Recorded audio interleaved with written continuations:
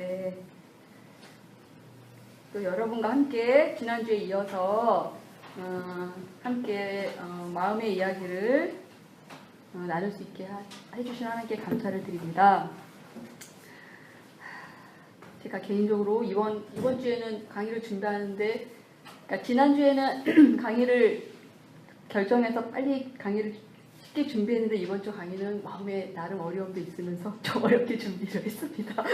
그렇지만 저는 제가 강의를 준비할 때 하나님이 제가 보는 말씀, 또 내가 겪는 것, 어떤 관계 속에서 겪는 것들이나 뭐 이런 여러 가지가 저에게 허락해 주신 것들이라고 생각하면서 잠잠히 주님의 메시지를 기다렸습니다. 자, 오늘은 그것에 이어서 하는데, 고린도전서 3장 9절에 보면요, 우리는 하나님의 동역자들이요 너희는 하나님의 밭이요 하나님의 집이니라 라는 말씀이 있습니다. 자, 우리가 뭐라고 말씀하셨죠? 하나님의 집이라고 말씀하셨습니다. 그리고 또 하나, 우리 오늘 누가복음 큐티 했잖아요. 누가복음에 보면은 예수님께서 19장에 보면 성전에 들어가사 장사하는 자들을 내쫓으시며 그들에게 이르시되 기록된 바 내 집은 기도하는 집이 되리라 이렇게 말씀하셨습니다. 이 내 집이라고 말씀하셨을 때는 어떤 그런 성전도 내 집이라고 말씀하신 거지만 우리 한 사람 한 사람도 주님의 성전이라고 이제 우리가 성전이죠. 그래서 아무튼 중요한 것은 우리는 하나님의 집이요 하나님의 성전이다. 주님이 거하시는 성전이라는 거예요. 그래서 오늘 큐티 나눔에 거기 해설에 보면은 우리 은영자매도 그걸 이렇게 큐티 나누면서 그대로 이렇게 말씀해 주시긴 했지만 참 그 말씀이 진짜 도전이 되는 것 같아요. 주님이 오셔서 지금 이 땅에 교회와 나를 보신다면 하나님의 처소로 흡족해 하실까요? 한번 주님이 거하시는 나 성전을 한번 좀 여러분들이 생각해 보시기 바랍니다. 나는 주님이 거하시는 어떠한 집인지 지금 현재 그 집은 아기자기하고 예쁜 집일 수도 있어요. 부드럽고 따뜻하고, 아니면 그 집은 막 거의 무너져 내려서 막 무너질 지경인 집일 수도 있고요. 또 어떤 집은 쓰레기로 가득 찬 그런 집일 수도 있고요. 또 어떤 집은 초라한 집일 수도 있습니다. 과연 내 마음의 집은, 예수님이 거하시는 내 마음의 집은 어떤 집인지, 나는 어떤 마음으로 예수님의 거하시는 그 환경을 만들어 드리고 있는지 한번 생각해 보셨으면 좋겠습니다. 또 하나, 오늘 또 큐티에 나왔던 교회의 규모나 외형은 변변치 못하더라도, 이거를 우리 개인으로 생각하면 나의 배운 것이나 나의 외모가 변변치 못하더라도 하나님과 생생하게 교제하며 하늘을 향한 진실한 기도가 충만한 내가 됩시다. 아멘. 네. 변변치 못해도 가장 중요하고 소중한 건 하나님 향한 진실한 기도가 충만한 그러한 집, 외적인 어떤 화려한 그런 나의 모습이 아니라 정말 알찬, 주님이 거하시기에 기뻐하실 만한 그런 정말 거룩한 처소인가, 우리 또 그것에 향해서 나아가는 것이 마땅합니다. 그래서 오늘 제가 이걸 통해서 나누고자 하는 세 가지는, 첫째, 내 마음이 하나님이 거하시는 집이시기에 그 집을 아름답게 건축하기 위해서 우리가 나누는 강의의 목적입니다. 둘째, 내가 나를 보는 시선이 주님이 나를 보는 시선이고 여기서 생긴 관계의 어우러짐을 바로잡기 위해서 또 이것을 함께 나누고자 하고요. 셋째는 우리 모두 다 행복해지기 바라시잖아요. 더 행복해지기 위해서, 좀 더 행복해지기 위해서 우리가 함께 이 시간을 갖기를 원합니다. 좋은 인간관계라는 것이요, 행복하고 건강한 인생을 결정짓는 열쇠는 우리가 지난번에 나누었듯이 남들이 볼 때 다 부러워할 만한 사람이라 할지라도 행복하지 않은 사람 수두룩하잖아요. 그래서 행복하고 건강한 인생을 결정짓는 열쇠는 우리가 막 부러워하는 지성이나 외모나 신분이나 그런 소유가 아니라 좋은 인간관계라고 말할 수 있는데요. 이 좋은 인간관계를 만드는 것은 좋은 성품이라고 바랄 수 있어요. 그러면은 우리가 좋은 성품이라고 할 때 과연 좋은 성품 그러면은 뭘 떠올리세요? 성경에 네. 너무 나갔어요. 너무 답이 좋습니다. 우리가 막 인격적인 어떤 훌륭한 거 많이 생각하잖아요. 좋은 성품, 막 사랑도 많고 너그럽고 자비롭고 뭐 이런 거 많이 생각하게 되는 것 같아요. 근데 행복한 사람은 실은 자기를 좋아하고 받아들이고 사랑하는 사람입니다. 그런 사람이 또 행복할 수 있고요. 또 자기를 좋아하는 사람이 다른 사람도 좋아하고 또 그런 사람도 받아들이면서 살게 되죠. 결국 행복을 이루는 가장 중요한 요소는 우리가 아까 인격적인 좋은 성품이라고 말했는데 가장 중요한 요소는 여기서 말하는 행복을 얻기 위한 가장 중요한 요소는 결국은 자아 존중감에서 나온다는 거예요. 우리가 좋은 성품은 사실 자아 존중감이라는 단어 생각해 보신 적 있으세요? 저는 한 번도 없어요. 좋은 성품, 정말 너그럽고 인자하고 자비롭고 사랑이 넘치는 이런 쪽을 주로 많이 생각하죠. 근데 우리가 행복하기 위해서는 자아 존중감, 자기를 존중하는 마음입니다. 자, 행복과 생활 만족도에 가장 큰 영향을 미치는 변수는 바로 이 연결하는 경험이에요. 연결. 자, 연결. 또 무슨 말씀인지 떠오르시나요? 감이 잡히시나요? 연결하는 경험인데요. 즉, 관계를 맺고 대화를 하고 또 그 상대방과 사랑하는 경험이에요. 연결되는 경험. 이것이 우리에게 행복과 우리의 생활 만족도에 가장 큰 영향을 미치는 요소입니다.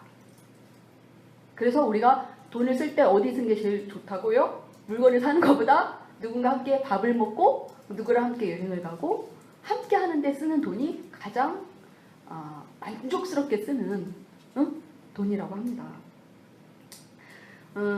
자기 존중감이 높은, 이거는 이제 지난번에 살짝 얘기한 거기도 하지만요. 자기 존중감이 이제 높을 경우에는 자기에 대한 인식이 분명하고, 자기에 대한 인식, 또 긍정적으로 자기를 평가하는데요. 이거는 단점이 없기 때문에 긍정적으로 평가한다는 것이 아니라 단점이 있다 할지라도 자기에 대한 평가가 긍정적이라는 거예요. 그러니까 단점이 없는 것과 자기에 대한 평가가 긍정적이라는 건 전혀 다른 의미입니다. 또 외부적 평가에 흔들리지 않는 거예요. 이것이 바로 행복으로 나아갈 수 있는 이런 자기 존중감이 높은 사람들이 이런 것들을 갖고 있기 때문에 행복으로 나아갈 수 있다는 것이고요. 반대로 자기 존중감이 낮을 경우에는 첫째, 우리는 자기를 굉장히 초라하게 느낍니다. 자기를 초라하게 느끼기 때문에 자기를 솔직하게 드러내는 것을 두려워해요. 초라한 자기이기 때문에. 그 다음에는 외부적 평가에 아까 행복으로 자기 존중감이 높은 사람은 외부적 평가에 흔들리지 않는데 외부적 평가에 굉장히 민감하게 되고요. 그리고 쉽게 좌절을 하게 됩니다. 쉽게 좌절하는 것은 결국 자기에 대한 신뢰가 약하기 때문이고요. 자신감이 약하기 때문이거든요. 그리고 또 하나는 결정을 내리지 못하는 것. 자기의 주관이 약한 것. 자기의 주관이 약해서 그렇게 결정 내리기 힘들고요. 또 잘못을 인정하지 못하게 됩니다. 잘못을 인정하지 않게 되는 것은 내가 잘못을 인정하는 순간 그 사람이 나를 그렇게 볼 거에 대한 두려움. 그리고 타인을 잘 용서하지 못하는 거. 타인을 용서하지 못하는 이유는 사실 그 사람이 나에 대한 그 태도에 대해서 사실 분노하기 때문에 용서하지 못하게 되는 것이죠. 이런 것이 우리 행복을 방해하는, 우리를 불행으로 이끄는 요소들입니다. 자존감은 인간 행동을 이해하는 가장 중요한 열쇠고요. 즉 나의 행동을 이해할 수 있는 열쇠라는 거예요. 지금 나에게 어떤 행동들이 많이 있잖아요. 그 행동을 무엇의 필터를 가지고서 이해할 수 있냐면은 자존감이라는 그 필터를 가지고 나를 이해할 수 있다는 거예요. 그게 가장 중요한 열쇠가 된다는 거예요. 자존감이라는 게. 즉 일과 관계에 있어의 성공과 실패 열쇠를 가지고 있고요. 자존감이 사람과의 관계나 내가 하는 일. 또 하나는 행복과 불행을 그런 좌우하는 열쇠를 가지고 있는 게 바로 자존감입니다. 자존감은 과거의 관계 경험에서 이제 생기는 건데요. 과거의 관계 경험이라고 할 때 우리에게 가장 많은 관계 경험을 미치는 대상은 바로 부모입니다. 부모와의 관계를 통해서 우리 안에 이런 자존감에 대한 이런 부분들이 이제 형성이 되는데요.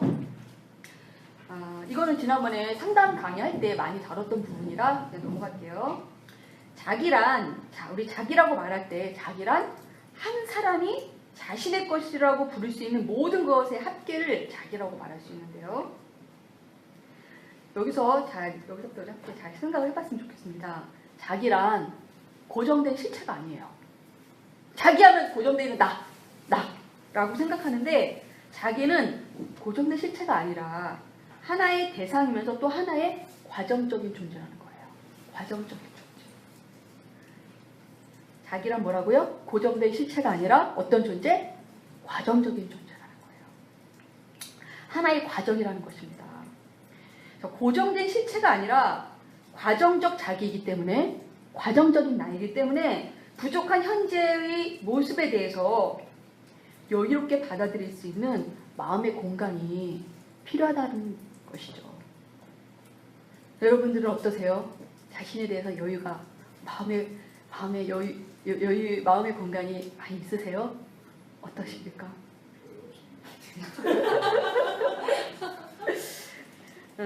우리는 부족한 현재적 모습을 존재적으로 규정해버리는 그런 오류를 사실 참 많이 범하고 있어요. 너는 이런 사람, 나는 이런 사람, 나는 이렇고 이런 사람이라고 자기에 대한 그런 규정을 정말 많이 하면서 살죠. 그리고 상대방에 대한 규정도 많이 합니다. 저 사람은 이런 사람, 너는 이런 사람 하면서 우리는 나는 규정을 해버리는 오류를 범하면서 살고 있습니다.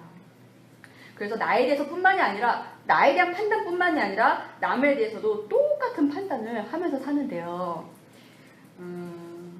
우리 그 로마서 2장 4절 지난번 목사님이 말씀해 주신 주일날 로마서 2장 4절 말씀이 어떤 말씀이었나요? 그의 인자하심과 용납하심과 길이 참으심의 풍성함을 멸시하느뇨. 우리가 판단하는 것에 대해서 이렇게 성경을 말씀하십니다. 주님을 멸시하는 거라고 말씀하고 있어요. 주님을. 그렇다면 우리는 다른 사람에 대한 판단을 하는 것도 주님을 멸시하는 거죠. 오래 참으시는 주님에 대한 멸시지만 나에 대해서 나를 하나님이 판단하지 않으시는데 나는 이런 사람, 넌 이런 사람이라고 판단하면서 사는 것, 그거 역시 똑같이 주님의 오래 참으심과 자비하심을 그 풍성한 오래 참으심의 그 풍성함을 멸시하는 거랑 똑같은 행위라고 볼 수 있습니다. 그렇기 때문에 그것 역시도 나를 어떤 존재로 규정해버리고 나를 끝없이 판단해서 사는 것이, 그건 역시 주님은 나를 받으시는데 나는 나를 받지 않고 나를 판단하는 것은 내가 주님보다 더 의로운 것이죠. 내가 더 의롭다라는 얘기예요. 그래서 우리에게 필요한 연습이 있어요. 훈련. 자, 그건 뭐냐면 난 아직도 뭐뭐뭐뭐하다. 이런 마음의 여유가 필요하다는 거예요. 다 같이 한번 해볼까요? 난 아직은 시작. 난 아직은 뭐뭐뭐뭐하다. 난 뭐뭐뭐뭐해가 아니라 난 아직은 뭐뭐뭐뭐해. 그런 여유를 가집시다 우리. 예. 자기와 남이 이래야 내가 자라날 수 있고 또 내가 남에 대해서도 넌 아직 뭐뭐뭐뭐 하구나라는 마음의 공간을 가져야 그 사람도 잘할 수 있고 또 나도 잘할 수 있다는 거예요. 그렇게 기다려줄 수 있는 마음의 여지를 우리 자기 자신과 그 다음에 우리가 다른 사람을 향해서도 그런 마음의 여유를 가지는 것이 너무나 중요하다는 것입니다. 그리스도인은 중생한 후에 최종 성화에 이루는 머나먼 길을 가는 이제 과정적 존재라는 것이에요. 어떤 존재요? 과정적 존재. 이 과정적 존재에 대한 이해가 중생 이후에 그리스도의 삶을 대하는 데 있어서 정말로 중요한 역할을 한다는 거예요. 우리는 머나먼 길을 가는 사람이잖아요. 그런데 뭐 아장아장 걷는데 넌 왜 아장아장밖에 못 걸어? 갈 길이 아직 멀은데 3살밖에 안 된 애기한테 넌 왜 아직 아장아장밖에 못 거니? 이렇게 말한다면 그거는 말도 안 되죠. 그쵸? 겨우 이제 네 발에서 이제 네 발에서 두 발 된 어린아이에게.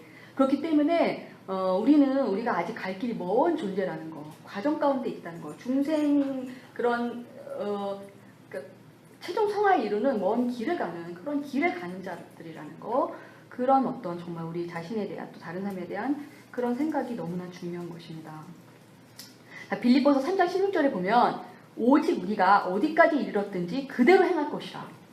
이 말씀은 무슨 말씀이냐면 우리 어디까지 이르렀든지 지금 자기 수준에 맞게 네가 너의 지금 수준이 있지 않니? 그럼 네 수준에 맞게 행해라. 이 말씀이거든요.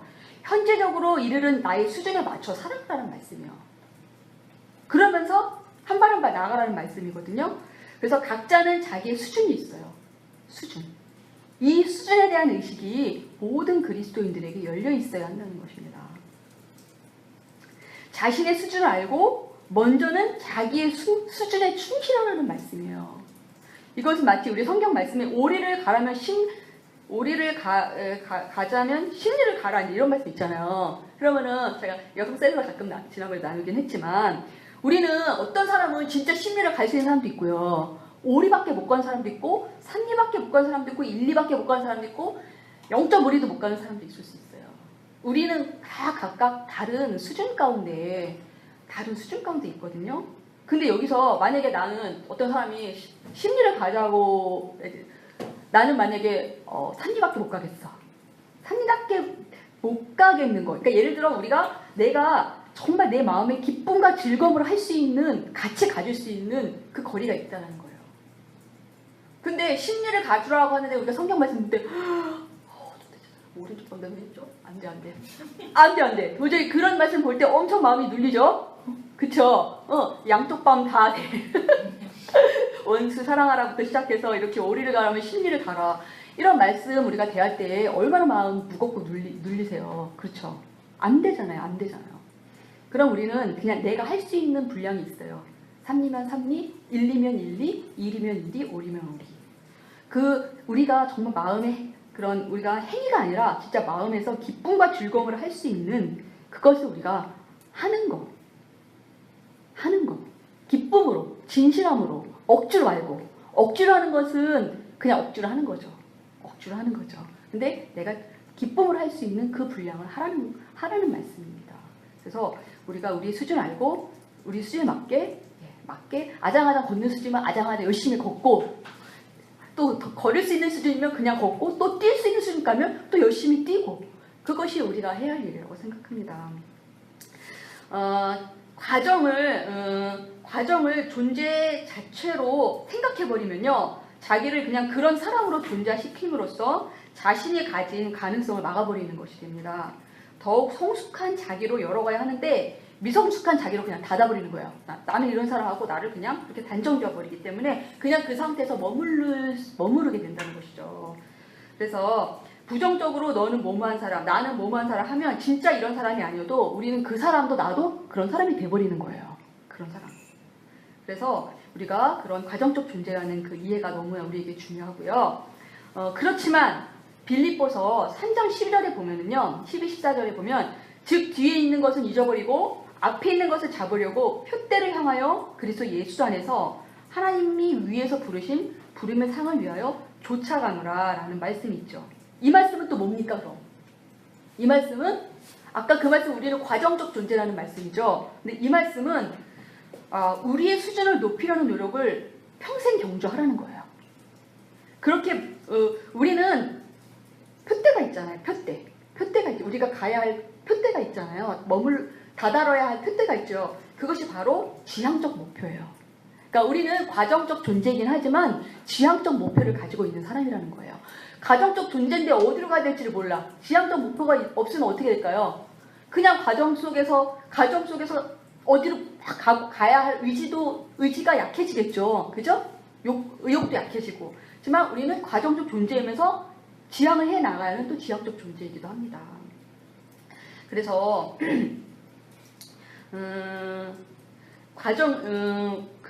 존 비비어 목사님이 쓰신 끈질김이라는 책에 보면요, 그분이 이런 얘기를 해요. 어떻게 시작하느냐보다 어떻게 끝나느냐가 더 중요하다. 그리스도의 삶에서 궁극적인 끝을 마지막에 주님께 잘하였다, 착하고 충성된 종아라고 칭찬해 주시는 때라는 거죠. 궁극적인 끝은. 그러려면 우리는 잘 살아야 합니다. 뭘 향해서? 표대를 향해서.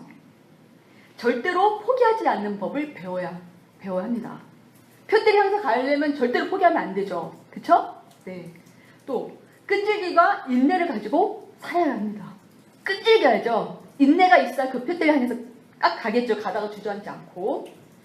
믿음의 싸움을 싸우며 앞으로 나아가라는 것입니다.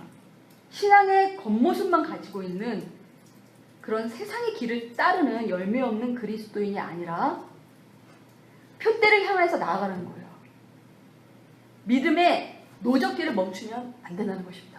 이 믿음의 노적기. 우리가 뱃머리가 앞을 향해 있다 할지라도, 제가 그때 그런 말씀 드린 적 있어요. 뱃머리가 가고 있다, 앞을 향해 있다 할지라도 우리는 물살이 이렇게 흐르는 곳에 뱃머리 이렇게 두고 있는 사람들이에요.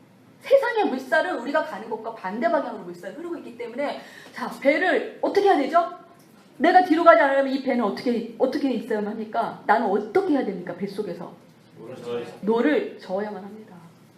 노를 젓지 않고 가만히 있으면 어떻게 되죠? 우리는 퇴보하는 거예요. 타락하는 거라고 말해요. 그분이. 멈춤은 타락이라고 말해요. 전진 아니면 신앙은 전진 아니면 타락밖에 없다고 목사님 말씀하시는데 정말 참 공감이 갔어요. 전에도 함께 나눈 적이 있는데, 그렇기 때문에 이 노를 짓는 것이 바로 우리의 무슨 행위일까요? 표대를 향해서 가는 믿음의 행위. 그래서 우리가 그런 지향적인 존재라는 거예요.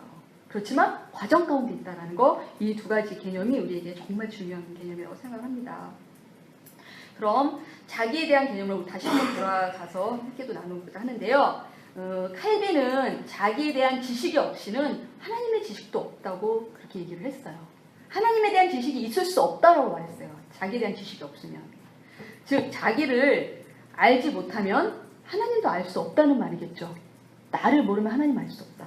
자, 그럼 저는 이 나를 안다는 것을 어떻게 표현하고 싶냐면요. 내가 나를 인격적으로 대한다라고 표현하고 싶어요. 내가 나를 인격적으로 대한다. 내가 나를 인격적으로 대한다는 것은 어떤 의미일까요? 나를 받아들이고 내 안에 있는 모든 것들을 내가 받아들이고 받아들이고 있는 모습 그대로, 그쵸? 나를 인격적으로 대한다고 사랑한다는 거죠. 예, 있는 모습 그대로 받아들이고 사랑한다는 거예요. 그래야 우리가 다른 사람과도 인격적인 관계를 맺을 수 있어요. 제가 전에 상담 강의할 때 이런 얘기 한 적이 있었죠. 내가 나의 정서를 억압하고 무시하면 다른 사람의 정서를 알 수 있다 없다? 절대로 알 수 없다고 말했죠. 그죠? 내가 나를 인격적으로 대하지 않으면 우리는 다른 사람의 정서도 받아들이지 못하고 다른 사람도 인격적으로 대할 수가 없어요. 이거는 절대 나를 초월할 수 없는 거예요. 그러면 내가 다른 사람을 인격적으로 대하지 못하면 누구도 인격적으로 대할 수 없어요. 누구도 인격적으로, 하나님이 인격이 있으신 분이라는 게 믿어지지가 않아. 인격이 뭔지도 모르는데. 그렇잖아요. 내가 어떠한 존재인지를 모르는데 하나님이 어떠한 존재인지에 관심이 있나요? 이거는 그대로 다 계속 연결이 되는 거예요. 지난번에 얘기한 것처럼 나에 대한 개념, 나에 대한 인식, 나를 다루는 방법은 다른 사람에 대한 인식, 다른 사람을 다루는 방법, 하나님을 다루는 방법, 하나님에 대한 인식하고 다 똑같아요. 이거는 다 연결되어 있는 것입니다. 그래서 내가 나에 대한 그 알미 있을 때, 다른 사람에 대한 암도 있는 거고, 누구에 대한 암까지 연결되는 걸까요? 하나님에 대한 암까지 연결되는 것입니다. 그렇기 때문에 우리는 하나님에 대한 알미 어디서부터 출발을 해야 할까요? 나. 내가 어떻게 느끼고, 어떻게 생각하고, 내가 느끼는 방식, 생각하는 거, 나의 이런 것들에 여러분 관심을 가져보세요. 그거를 멸시하면 우리는 하나님을 아는 길이 막혀요. 내가 나에 대해서 관심을 갖고 이 사람은 저 사람은 이렇게 느끼고 이렇게 생각하는구나. 다른 사람의 관심도 가져보세요. 그러면 하나님에 대해서도 관심이 생겨요. 제 경험입니다. 내가 나에 대해서 관심을 가지면 다른 사람 관심이 생기겠죠? 네. 사람에 대한 어떤 인격에 대한 관심은 연결돼 똑같은 거예요. 하나님도 인격이시기 때문에 내 인격에 대한 관심, 다른 사람의 인격에 대한 관심, 하나님의 인격에 대한 관심은 다 연결되어 있는 것이라고 생각이 듭니다. 그래서 어린아이가 타인의 마음을 헤아릴 수 있는 기본적 능력이 있는데 그게 바로 마음 이론이라고 한대요. 이 마음 이론은 마음 이론을 갖게 될 때 아이가 타인에 대한 개념과 자기에 대한 개념을 동시에 획득한다고 합니다. 타인에 대한 개념이 생길 때 자기에 대한 개념이 생긴다는 거예요. 즉 타인의 입장을 이해하는 순간 자아의식이 생긴다는 거예요. 아, 내가 이런 사람이구나 라는 거를 알게 된다는 거예요. 자아 개념의 근본은 타인의 시선을 느낌으로써 혹은 타인의 관점에서 나를 바라봄으로써 생기는 것이라고 합니다. 그러니까 자아 개념은 철저히 어디서부터 생기는 거라는 거죠? 타인에게서. 타인의 눈빛과 타인의 말과 나를 다루는 방식과 그 모든 것에서 무언의 메시지와 유언의 메시지에서 나에 대한 자아 개념이 생긴다는 것입니다. 자아 정체성은 5살 때, 우리가 5살 때 그 토대가 마련이 된다고 해요. 상담 우리 그때 강의 나눌 때 유치 시기에 수치심이 들어온다고 말했죠. 유치 시기에. 그래서 비슷한 것 같아요. 그 얘기가 같습니다.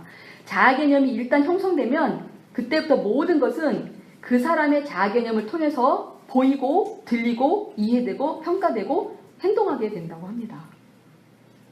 나의 자아 개념을 통해서 내가 보고 듣고 이해하고 평가하고 내가 행동하게 된다는 거예요.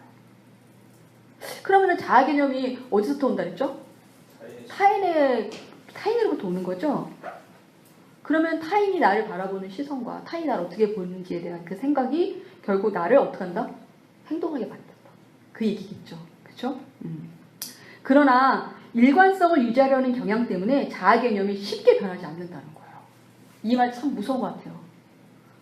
자아 개념이 일관성을 유지하려고 한다. 그래서 쉽게 변하지 않는다. 5살 때 토대를 만들어서 생긴 이 나에 대한 자아 개념이 쉽게 변하지 않는다는 이 말은 참 아픈 얘기인 것 같아요. 따라서 행동의 변화를 바란다면 나의 행동을 움직이는, 나의 행동을 명령하는 자아 개념의 변화가 오도록 노력을 해야 되겠죠. 자아 개념의 변화가 오도록. 이게 정말 우리가 풀어야 할 숙제인 것 같아요. 나의 자아 개념을 무엇으로 이 푸른 이 열쇠를 어디서 구할 것인가? 나의 자아 개념. 이게 우리가 이제 해야 할 정말 엄청난 숙제인 것 같아요. 자아상이란 내가 생각하는 나인데 크리스찬에게 있어서 이 자아상은 타인이 생각하는 나와 플러스 또 하나 뭐가 있을까요? 또 하나 더? 하나님이 생각하는 나. 하나님이 생각하고 바라보는 나와 아주 긴밀하게 관련되어 있고 영향을 받는다는 것이죠. 하나님을 안 믿는 사람들은 타인 생각하는 나하고만 자아 개념이 관련되어 있지만 우리는 다른 사람이 생각하는 나와 하나님 생각하는 내가 동시에 나의 자아 개념에 영향을 준다는 거죠. 따라서 크리스찬에게 자존감은 이거는 우리 지난번에 나눈 얘기하고 좀 중복되긴 하지만요. 크리스찬에게 있어서 자존감은 하나님과 나의 관계를 어떻게 지각하고 있느냐와 깊은 관계가 있습니다. 건강한 자존감은 자신이 하나님의 사랑받는 자녀라는 사실, 즉 수용받는 자녀라는 사실을 지각할 때만 생기겠죠. 그쵸? 나의 자아 개념은 하나님이 나를 사랑하시고 나를 받으신다라는 그것이 생길 때 나의 행동이 바뀌겠죠. 내 자아 개념이 바뀌면서. 그래서 우리가 이걸 어떻게 해야 되냐는 거죠. 이게 이제 정말 말은 쉽지만 참 갈 길이 멉니다. 어려워요. 그렇지만 우리는 어려워도 방법을 좀 생각하고 연구를 해야 되겠죠. 그래야 우리가 희망이 있어요. 잘 안 되더라도 해보려고 하고 그러면서 우리는 할 수 있는 겁니다. 그 C.S. 루이스가 이런 말 했어요. 나에게 가장 중요한 것은 하나님이 나를 어떻게 보느냐 하는 것이다. 하나님이 나를 어떻게 보느냐 하는 것이다.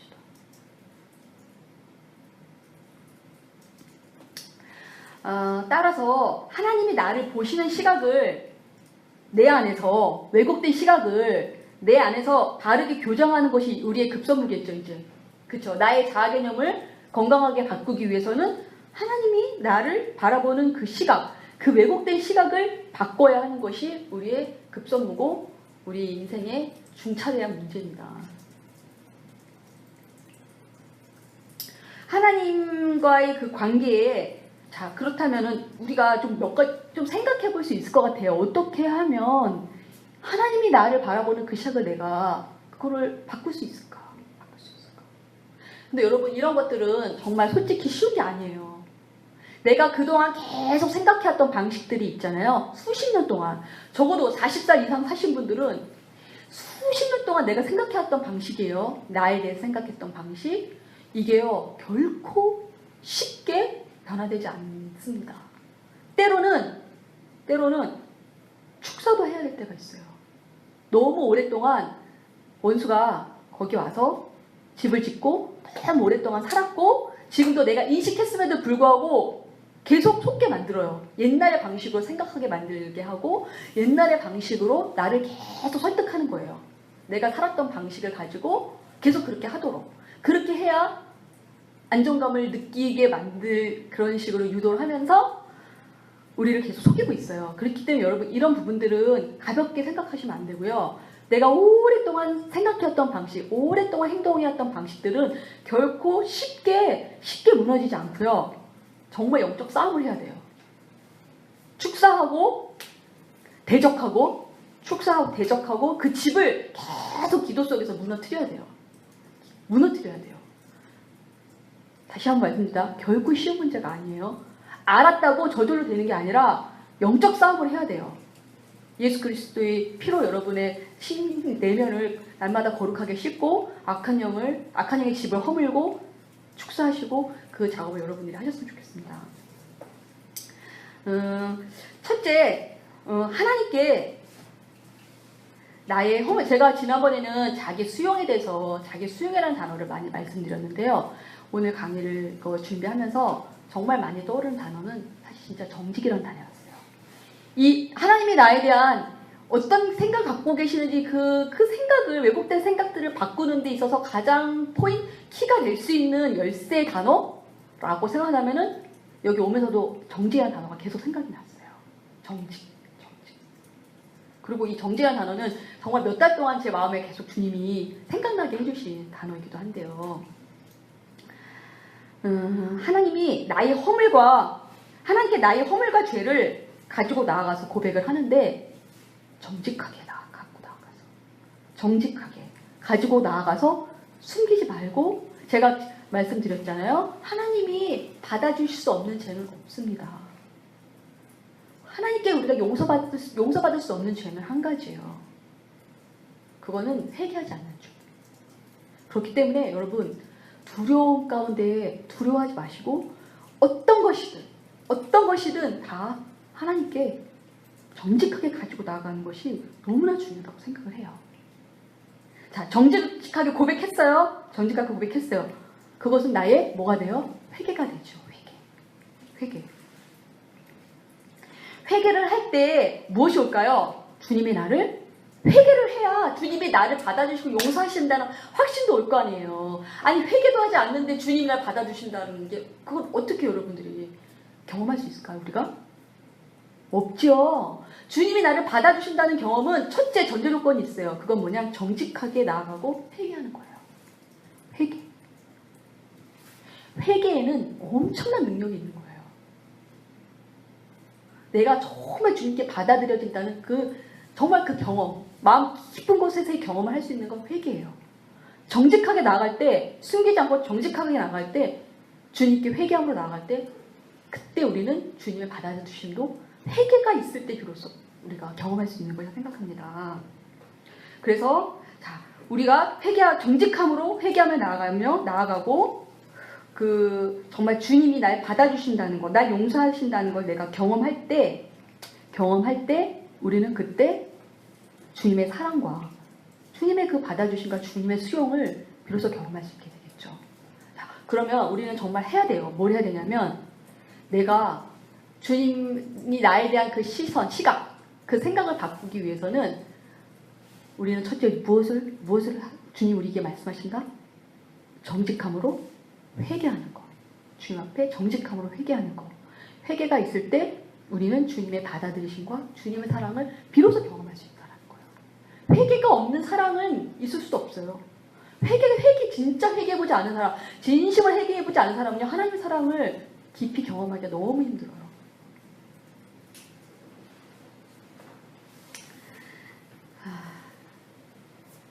그래서 우리가 지난번에 말씀드린 현재 있는 그대로의 자기 모습을 수용하고 수용을 해야지 정직하게 나가겠죠? 자, 첫째 1번 수용. 그죠? 있는 모습 그대로 수용. 그 다음에 어떻게 나간다? 그 수용해서 정직하게 나간다. 정직하게. 그대로 말씀드리는 거야. 다 말씀드리는 거야. 숨기지 말고 정직하게 나간다. 정직하게 나가서 뭘 한다? 뭐 한다? 세 번째 단계? 회개한다. 회개한다. 자, 우리 이런 생각은 버려야 돼요. 나는 이러이러 해야 되는데. 그 생각이 뭐죠? 아까 말한 막 지향적이고 현재적이지 않고 지향적이고 당위적이고 자기에 대한 기대치, 완벽주의적인 생각도 다 있죠. 이런 생각은 다 버려야 돼요. 이런 생각으로 자기를 있는 모습 그대로 수용하지 못할 때 어떤 마음이 우리 안에 들어오냐면 죄책감이 들어오는 거예요. 그 다음에 두려움이 있는 거예요. 못 나가잖아. 난 이러이러해야 되는데 어떻게 나가? 주님이 넌 이러이러해 해야 되는데 라고 생각하시는데 내가 어떻게 그 생각으로 주님께 나갈 수 있겠어요? 우리는 그럴 때 우리 안에 들어오는 건 죄책감과 두려움이에요. 이 죄책감과 두려움 속에서 나가지 못했던 것에서 나와야 돼요. 나와야 됩니다. 이것은 하나님이 나를 어떻게 보시느냐의 그 생각에 엄청난 영향을 미치는 거예요. 자, 내가 두려워서 나가지 못하니까 숨기고 그 죄책감을 갖고 있으니까 어떤 생각해? 하나님이 그렇게 생각하신다고 생각하잖아요. 나에 대해서. 야. 아이고 그것도 못하냐. 너는. 이렇게 생각하시잖아요. 그걸 박차고 나가야 돼요. 그 문을 열고 용기 있게. 정직하려면 용기가 있어야 돼요. 용기 있게 나가야 돼요. 나가서 용기 있게 주님 나는 이런 거 못해요. 그리고 주님 이거 원하시면 이것도 안 되고 저것도 안 됩니다. 주님 내가 그동안 이런 마음도 숨기고 있었고 숨겼어요. 그렇게 말할 수 있는 용기가 필요하다는 거예요. 그럴 때 주님이 못이라 이게 아니라 내가 다 안다. 내가 너를 받는다라고 말씀하시는 그 음성을 여러분들이 정말 드러내셔야만 합니다. 우리의 정말 상한 심령을 주께서 찾으시는 심령은 정말 상한 심령이시잖아요. 상한 심령, 통회하는 심령. 상한 심령으로 나갈 때 주님은 결단코 우리를 멸시치 않으시고 거절치 않으신다는 거. 그것을 정말 꼭 믿고 우리가 나가기를 바랍니다. 자, 하나님에 대해 모르기 때문에 자유하지 못하는 거예요. 그쵸? 하나님을 몰라서 우리는 자유하지 못. 하나님이 나를 어떻게 하실까봐, 나한테 막 뭐라고 하실까봐 못 나가는 거예요. 하나님이 나를 거절하고 안 받으실 거라고 생각하기 때문에 두려워서 못 나가는 거예요. 하나님 너는 왜 그래? 라고 하실까봐 무서워서 못 나가는 거예요. 하나님은 오래 참으심으로 나를 받으시는 하나님이십니다. 로마서 2장 4절 말씀처럼 그렇기 때문에 하나님의 사랑이 왜 거룩하다고 할까요? 하나님의 사랑은 우리가 생각하는 정말 그 모든 것을 초월하시는 사랑이기 때문에 오래 참으신 사랑이기 때문에 하나님의 사랑을 거룩한 사랑이라고 말하는 거예요. 언젠가 그걸 이렇게 제가 알게 됐던 것 같아요. 하나님의 사랑이 그렇기 때문에 거룩하다는 거. 우리의 사랑과 비교할 수 없는 우리 수준의 사랑을 넘어서는 내 수준의 사랑을 내가 생각하는 내 상상의 사랑의 수준을 넘어서기 때문에 하나님의 사랑이 거룩하다고. 그래서 거룩한 사랑이라고 말씀해 주신 적이 있었어요. 여기서 우리가 잠깐 큐티 우리 지난번에 월요일날 했던 문화 나눔 했었잖아요. 문화. 여러분은 그 큐티를 하면서 어떤 것을 생각했을지 모르겠지만 우리는 뭐 다 각자 우리에게 주신 수준에 맞게 우리는 큐티를 해요. 근데 제가 월요일날 그 큐티를 하면서 자꾸만 그 한 문화밖에 안 남긴 사람 있잖아요. 다 한 문화씩 나눠줬는데 한 문화 가지고 있었던 사람이 있잖아요. 그 사람에게 관심을 가졌어요. 그 사람을 집중해서 한번 계속 생각을 했어요. 아무튼 그 사람이 흥미롭더라고요. 제 마음에. 그 사람이 이렇게 말했어요. 한 문화 그대로 가져간 사람은 주의 깊게 보면은 당신이 엄한 사람이라는 것을 내가 무서워함이라. 이 사람 주인은 어떻게 생각했어요? 엄하고 그래서 어떻게 생각했죠? 무서워했어요. 무서워함이라. 당신은 두지 않은 것을 취하고 심지 않은 것을 거두나이다. 이랬어요. 이 사람은, 이 종은 주인에 대한 신뢰가 있었어요? 없었어요? 주인을 어떻게 했죠? 주인을 오해하면서 살았어요. 우리의 모습 아닌가요? 우리 모습이에요. 자, 주인을 오해한 사람이 겪는 최후를 봅시다. 이 사람은 그래서 어떻게 했냐면요. 주인을 오해해서 자기 지혜를 짜냈어요. 자기 지혜로 어떻게 했어요? 이거를 내가 장사다가 이거 다 잃어버리면 우리 주인이 나한테 와가지고 너 뭐야 이게 이러면서 나 혼나면 어떡해. 이거를 머리를 써보자. 이거를 장사도 하지 마. 주인은 장사라고 했지만 장사해서 다 까먹으면 안 되니까 이거를 수건에 싸가지고 고이 모셔두자. 어떻게 했어요? 자기의 지혜로 살았어요. 주인의 명을 어기고 주인이 너무 무서운 사람이라 주인이 너무 무서운 자라 이 사람은 자기가 살 길을 찾은 거예요. 자기의 살 길은 주인의 명을 어기고 자기의 지혜로 그걸 싹싹 싸둬서 가만히 놔뒀던 거예요. 그랬는데 주인이 뭐라 그랬냐면 이렇게 말했어요. 이 악한 종아, 네 말로 네가 심판을 받는다고 그랬어요. 여기서 말한 말은 이 사람은 계속 그렇게 또 생각해 왔겠죠. 주인이 없는 동안에도. 그리고 또 주인 앞에서도 그렇게 말했어요. 주인은 당신은 무서운 자고 엄한 자식 아닙니까? 내가 어떻게 손해볼까봐, 내가 어떻게 될까봐 내가 이렇게 한 거예요. 라고 말했어요. 근데 악한 종이고 심판에 처했어요. 자, 이 종은 복음 안에 사실은 주인에 대한 신뢰가 없기 때문에 주인을 오해했기 때문에 자유가 없었어요. 자유가 없어서 어떻게 했어요? 자기의 지혜를 짜내는데 그게 뭐냐면은 사실 이것은요 바리새인을 빗대하신 말씀이기도 해요. 율법적인 율법주의자와 바리새인적인 율법적인 모습으로 사실은 사귄 거예요. 혼 안 날려고. 이것이 그렇지만 주인은 뭐랬냐면은 주인은 그것을 꾸중했잖아요. 그래서 결국 어떻게 되냐면 자기 지혜를 짜내서 아무 이자도 못 남겼잖아요. 열매가 없어버린 거예요. 열매 없는 아무것도 남기지 못하는 그런 결과를 낳은 거죠. 주인에 대한 신뢰와 알미 있을 때 자유함 속에서 진실된 충성이 나올 수 있다는 거예요. 이 주인에 대한 두려움, 이 종의 주인에 대한 두려움은 결국은 뭐냐면은 율법주의와 위선밖에 나온 아무 열매가 없는 위선과 율법주의적인 것밖에 낳지 못했어요.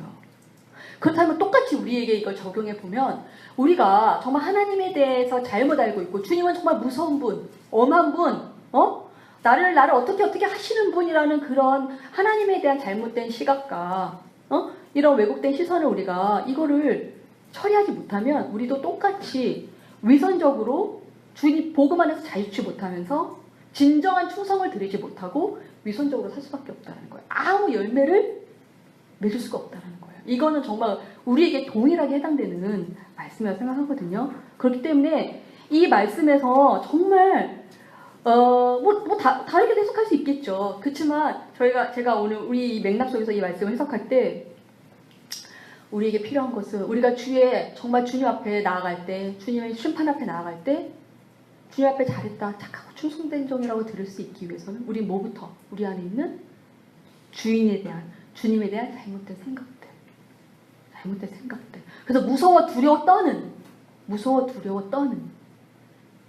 그래서 아무 열매도 맺지 못하는 그 삶에서 우리는 벗어나면 합니다.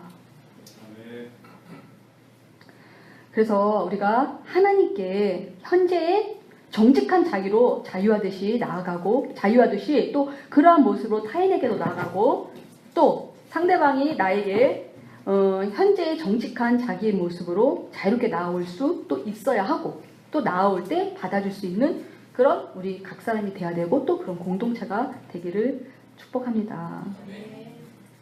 현재 정직한 자기로 자유하기 위해서는 현재의 자기에 정직할 수 있어야 하는 거예요. 그러니까 오늘은 정말 여러분과 정직에 대해서 참 많이 나누고 싶어요. 자기에게 정직하다는 것은 사실 그리 쉬운 일이 아니죠. 참된 용기와 의지가 있어야만 가능합니다. 만약 현재의 자기에 정직할 수 있다면 자기의 죄와 잘못에 대해서 밝히 보게 되고 내가 나에 대해서 정직하려고 할 때 내 죄와 내 잘못이 보인다는 거예요. 비로소. 그만큼 진실하고 정확한 회개의 마음을 회복하게 된다는 거예요. 주님, 제가 무엇을 회개할까요? 저에게 회개할 것을 보여주세요. 작정하면 회개할 게 너무 많이 보여요. 근데 회개를 의무적으로 하려고 하니까 안 보였어요. 회개 의무적으로 또 할 게 별로 없어. 그게 문제야. 회개를 의무적으로 하려고 하면 회개할 게 잘 안 보여요. 진짜로. 그래서 의무적으로 하게 돼요. 그래서 보여도 열만큼밖에 안 보이는데 회개를 해야지 하고 작정하면 다 회개할 거예요. 뭐 정말 사방에 깔려 있어요. 보여지는 환경과 보여지는 말씀, 모든 것 속에서, 관계 속에서 주님은 너무나 많이 보여주시는 것 같아요. 그래서 우리가 정말 회개하기로 작정하는 우리가 되기를 원합니다.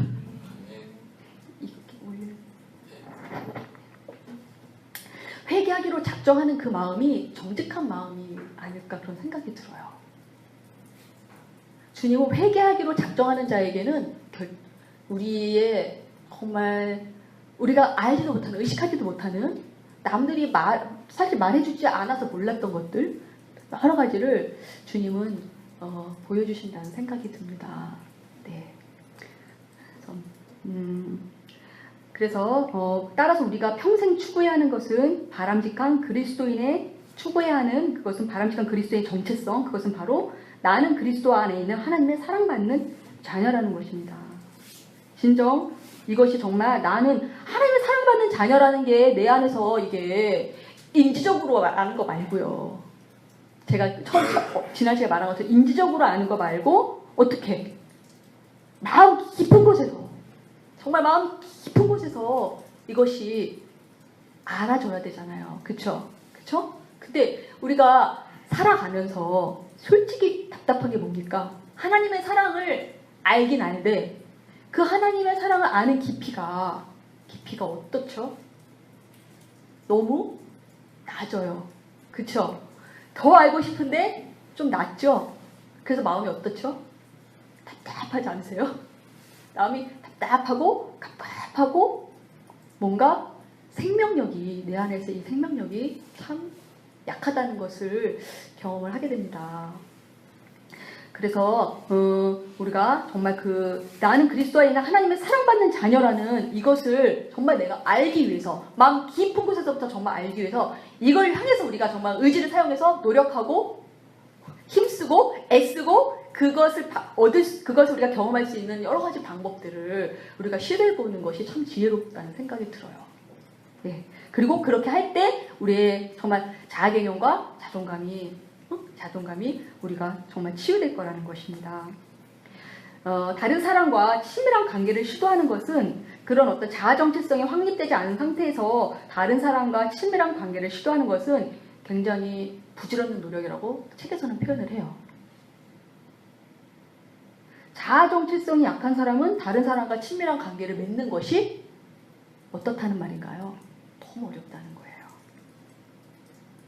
나는 누구인가에 대한 확고한 자아상을 정립하는 것이야말로 인생에서 만나게 될 사람들과의 관계를 쌓기 위한 가장 기초적인 작업이라는 것입니다. 자, 그럼 우리 자녀들도 이제 초등학교를 들어가요. 학교를 들어가면 그 아이도 자아 정체성에 의해서 관계를 맺게 돼요. 그죠? 또 결혼을 하게 되면 자기가 가지고 있는 자아 정체성을 가지고 배우자와 관계를 맺게 됩니다. 또 자녀를 낳게 되면 내가 가지고 있는 자아 정체성으로 자녀와 관계를 맺게 돼요. 그리고 그 자녀를 건강하게 양육할 수 있느냐 아니냐 또 그 판가름이 나는 것입니다. 우리가 진짜 꼭 치료받아야 되는 건 자녀를 양육하기 전에 할 수만 있다면, 왜냐하면 또 다른 정말 자아 정체성이 약한 그런 아픈 아이를 생산해내는 것은 참 슬픈 일인 것 같아요. 그렇기 때문에 아직 결혼 안 하신 분들은 그런 어떤 이런 부분에 결혼하기 전에 정말 이런 부분에 정말 주님의 은혜와 노력이 필요하고 또 결혼을 했다 할지라도 어쨌든 지금이라도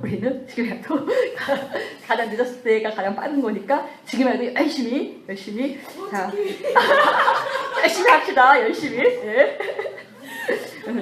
자, 할 일이 많아서 좋지 않아요. 우리가 할 일이 많아요. 그죠? 할 게 너무 많습니다.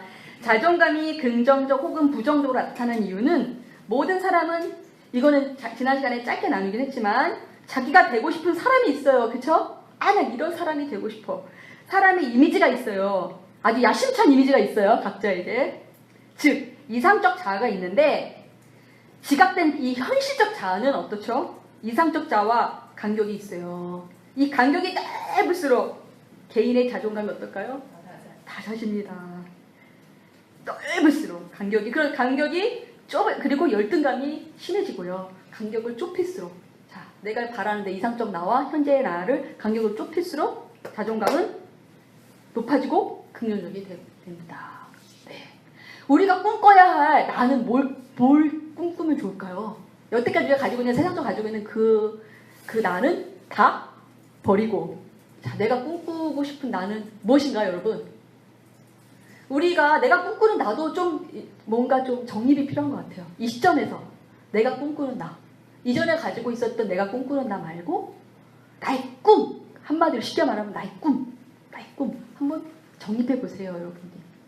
쉬운 거 아시겠죠? 쉬운 걸로 어려운 거 말고 간격을 좁힐 수 있는 거, 현재 나와 간격을 좁힐 수 있는 거, 나의 꿈. 네, 뭐 거창한 거 아니고요. 주님 안에서 여러분의 꿈을 정립할 수 있다고 생각해요. 저는 개인적으로 나의 꿈 하면, 저희가 꿈이 없었거든요. 원래 꿈이 없었는데 옛날에 작년에 다혜가 엄마 꿈이 뭐야? 그래가지고 내 꿈은 하나님의 뜻을 이루면서 사는 거, 그렇게 말했거든요. 말하고 나서 너무 잘했다고 생각했어요. 진짜 꿈이 됐어요. 진짜 꿈이 됐고 너무 쉬운 꿈이에요. 지금도 어쨌든 어렵지 않은 것 같아요. 뜻을 이루면서 하는 거, 부족하지만 하려고 하면 되는 것 같고, 그쵸? 이룰 수 있는 꿈이라고 생각을 해요. 그래서 그 꿈을 갖고 나니까 너무 마음이 편해졌어요. 뭐 막 꿈을 가져야 될 이유도 없고, 왜 나는 뭐 꿈이 없나? 이런 생각할 필요도 없고, 예, 참 좋은 꿈인 것 같아요. 저 개인적으로 저는. 건전한 자아상은 하나님이 나를 보듯 더하지도 말고 덜하지도 않게 나 자신을 바라보는 것을 의미하는 것입니다. 우리 자신을 과대평가하여 자만심을 갖는 것도 건강한 것이 아니고, 자기 비하적인 태도, 이거는 거짓된 겸손이다. 거짓 겸손이에요. 자기 비하적인 태도를 갖는 것도 건전한 것이 아닙니다. 우리가 내가 나에 대한 생각이 하나님에 관한 이미지를 만들고, 지난 시간에 나눈 것처럼 내가 나에 대한 생각이 하나님에 대한 이미지를 만들죠. 이미지를 만들어내고, 또 그 내가 만든 하나님에 대한 그 이미지가 또 나를 지배하는 거죠. 그죠? 그럼 어떻게 돼요? 얘가 서로 선순환이 될 것인가 악순환이 될 것인가는 여러분이 정하면 돼요. 여러분이 정하세요. 네? 어떤 이미지를 만들어낼 것인지. 악순환 아니면 선순환 둘 중에 하나입니다. 다시 말해, 하나님을 어떤 식으로 생각하냐에 따라 우리의 모습이 결정되고, 그죠? 결정되죠. 그렇기 때문에 하나님에 대한 우리의 이미지를 교정하면, 곧 나에 대한 또 자신에 대한 나의 이미지가 또 교정이 되는 것입니다. 그래서 자아 개념의 변화라는 것이, 이렇게 하면서 우리는 어쨌든 중요한 거, 오늘의 우리가 해야 할 일, 우리가 평생 해야 될 일은 자아 개념의 변화가 와야 된다. 그렇죠? 자아 개념의 변화가 와야 나는 행동의 변화가 올 수 있다라는 거. 그럼 자아 개념의 변화는 어디서부터 시작이 돼야 되냐? 하나님이 나를 바라보는 시선을 바꿔야 한다는 거.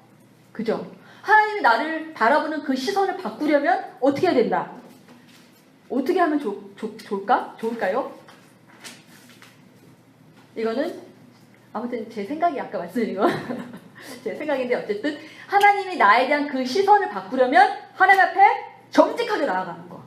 왜냐면 하나님의 나에 대한 시선을 바꾸다는 게 하나님의 사랑을 알게 되는 거잖아요. 하나님의 사랑을 경험하는 거잖아요. 하나님의 사랑을 경험하려면 정리하는 겁니다. 하나님의 사랑을 경험하려면 어떻게 해요? 내가 하나님 앞에 정직하게 나가는 거예요. 용기 있게. 정직하게 나가서 뭘 한다? 하나님 앞에 회개한다. 내가 회개할 때 주님이 나를 받아주시는 것을 경험한다. 주님이 나를 받아주시는 경험하면서 주님의 사랑을 경험한다. 그것이 자개념을 바꿀 수 있는, 하나님의 사랑을 내가 경험할 수 있는 방법. 그래서 나에 대한 자개념을 바꿀 수 있는, 하나님과의 친밀함이 나에 대한 자개념을 바꿀 수 있는 유일한 길입니다.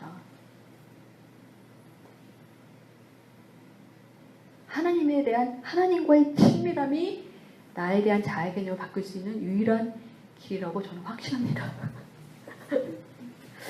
그래서 자, 하나님과의 친밀함을 가질 때 우리는 어떻게 하죠? 내가 하나님의 형상으로 만들어졌다는 게 받아들여지죠? 네. 또 하나님의 은혜로 죄에서 정말 용서받았고 지금도 내가 숱하게 짓는 그 죄들을 주님이 용서하신다라는 그 확신을 얻게 됩니다. 그리고 우리는 더 나아가서 하나님의 정말 몸된 교회로 내가 하나님의 몸된 교회요 그리스도의 지체로서 중요한 자라는 거, 엄청 소중한 자라는 거, 그것을 우리 안에 가질 수 있게 되리라 믿습니다. 이것이 바로 그리스도인이 가져야 할 자존감입니다. 세 가지. 나는 하나님의 형상으로 지어졌다. 두 번째, 하나님의 은혜로 죄에서 용서받고 지금도 나는 용서받고 있다. 그리고 세 번째, 나는 하나님의 그리스도의 지체요 그리스도가 거하시는 성전이라는 거, 중요한 자라는 거, 소중한 자라는 그것, 이 세 가지를 우리가 기억하면서 우리가 가져야 할 그리스도인이 가져야 할 자존감으로서 여러분의 마음에 품으시기를 또 저도 품기를 원합니다. 네. 여기까지 하기로 하고요. 이 시간엔 그냥 우리 각자에게 주께서 또 생각나게 하시는 거나 또 깨닫게 하시는 게 있거나 아니면 기도하기를 원하시는 부분이 있다면은 기도하셨으면 좋겠습니다. 마음에 주시는 생각대로 기도하겠습니다. 하나님 감사합니다. 오늘 또 부족한 자가 주님 또 이렇게 함께 나누었는데 이 시간 주님 우리 각 사람을 주님께서 또한 긍휼히 여겨주심을 믿고 감사를 드립니다. 우리 각 심령에 주님 또한 말씀하시고 우리가 정말 주님 앞에 참으로 주님을 우리가 잘못 알므로 말미암아 하나님 두려움으로 말미암아 열매 맺지 못하는 사람 되지 않도록 주님 저희를 축복하여 주시옵소서. 주님 참으로 주님 오시는 그날에 주님 참으로 잘했다 착하고 충성된 종이라고 칭찬받는 자들 되게 하여 주시옵소서. 하나님 우리 중에 한 사람도 악한 종 없게 하여 주시고 우리가 참으로 주님 앞에 주님을 제대로 알므로 말미암아 주님 이 땅에 살아갈 동안에 주님이 원하시는 주님의 마음을 기쁘시게 하는 그런 열매를 맺는 저희들 될 수 있도록 주님 축복하여 주시옵소서. 우리는 주님의 성전입니다. 주님 참으로 주님을 모시고 있지만 성전된 우리가 참으로 너무 주님 온전치 못한 것들이 너무나 많습니다. 하나님 오늘 성전을 척결하신 주님 우리 가운데 하나님 우리의 잘못되고 어그러지고 우리의 참으로 모난 부분들과 하나님 보시기에 아름답지 않은 정말 하나님 그러한 부분들을 우리 가운데서 척결하여 주시옵소서. 아버지 제거하여 주시옵기를 간절히 원합니다. 그리함으로 주님이 거하시기에 참으로 그런 아름다운 성전으로 날마다 변화되어